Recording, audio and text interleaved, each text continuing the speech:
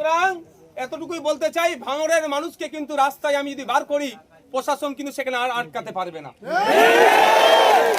ভাঙড়ের মানুষ আইএসএফ এর সাথে আছে, আর আমি চাই না যে রাস্তায় এবারে একটা যানজট তৈরি হোক। আমি বারবার বলছি এটাই, যে এই যে নোংরা খেলা খেলছে, প্রশাসনকে বলছি বন্ধ করুন। ওই লাইট বন্ধ করে 4 রাউন্ড গুলি ছুড়ে 4টে বোমা বাজিয়ে অন্তত ভাঙড়ের ছেলেদেরকে ভয় দেখাতে পারবে না। ভাঙড়ের ইতিহাস দীর্ঘদিনের ইতিহাস। তেভাগা আন্দোলন থেকে শুরু করে, পাওয়ার গ্রিড থেকে শুরু করে বিভিন্ন সময় ভাঙড়ের ইতিহাসটা একটু বলবো, ক্যানিং পূর্বে নটোরিয়াসটাকে একটু জেনে নিতে। আমি আপনাদের বলবো, আপনারা সজাগ জাগ্রত থাকুন।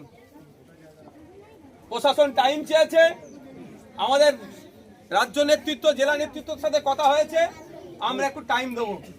তার মধ্যে প্রশাসন যদি ব্যবস্থা গ্রহণ করতে পারে ভালো, অন্যথায় আমাদেরকে গণতান্ত্রিক প্রক্রিয়াতে ব্যবস্থা গ্রহণ করতে হবে। রাজি আছেন তো নাকি?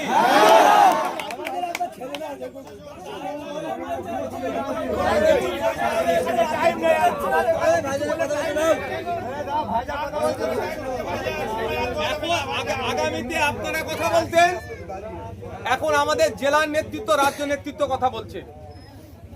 দুটো কথার ভার নিশ্চিতভাবে দুরকম হবে। আমি কেন এত দায়িত্ব নিয়ে বলছি আপনারা বুঝতে পারছেন না? একটা যখন টাইম চেয়েছে, আমি টাইম দেওয়ার জন্য রেডি, কিন্তু একটা টাইম অবধি হবে। তারপরে যদি মনে করে ছেলে খেলা করবে যে কোথায় খুঁজে পাচ্ছে না, আমরা খুঁজে তুলে দিয়ে আসবো,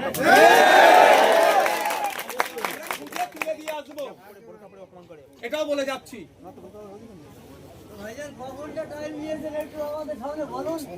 ওটা বলা হবে, সব বলা হবে।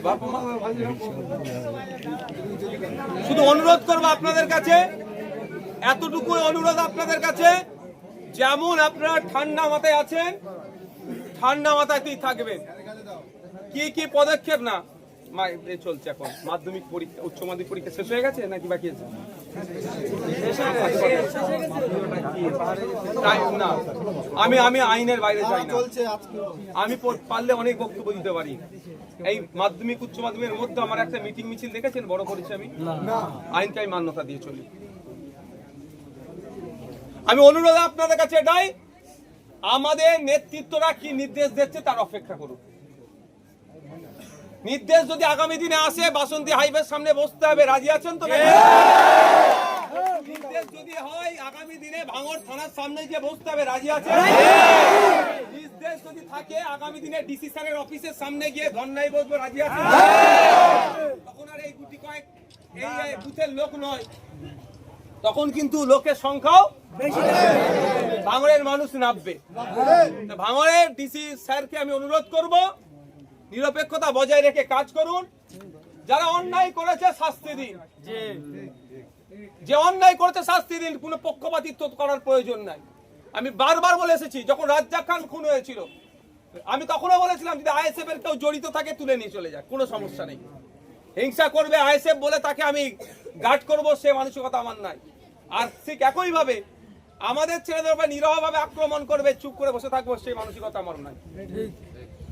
আমি শেষবারের জন্য আবারও বলছি প্রশাসন বন্ধুদের, যে আপনারা দায়িত্ব নিন, যারা এই অন্যায়ের সাথে যুক্ত তাদের বিরুদ্ধে ব্যবস্থা গ্রহণ করুন। আর যদি না দায়িত্ব নিয়ে ব্যবস্থা গ্রহণ করতে পারেন, সেটা আমাদেরকে জানিয়ে দিন, আমরা গণতান্ত্রিক প্রক্রিয়ায় ওর ব্যবস্থা করে দেবো। এই বিষয়ে আমি আর বক্তব্য দীর্ঘায়িত করব না। আগামী 26 আসছে, ভাঙড়ের মানুষকে ধন্যবাদ জানাবো। আপনারা যে আশার বীজটা বপন করেছেন, আজকে রাজ্যের বিভিন্ন বিধানসভা থেকে আওয়াজ উঠছে যে নওশাদ সিদ্দিকীর মতো 10টা নওশাদ সিদ্দিকী বিধানসভায় আজকে দিতে হবে।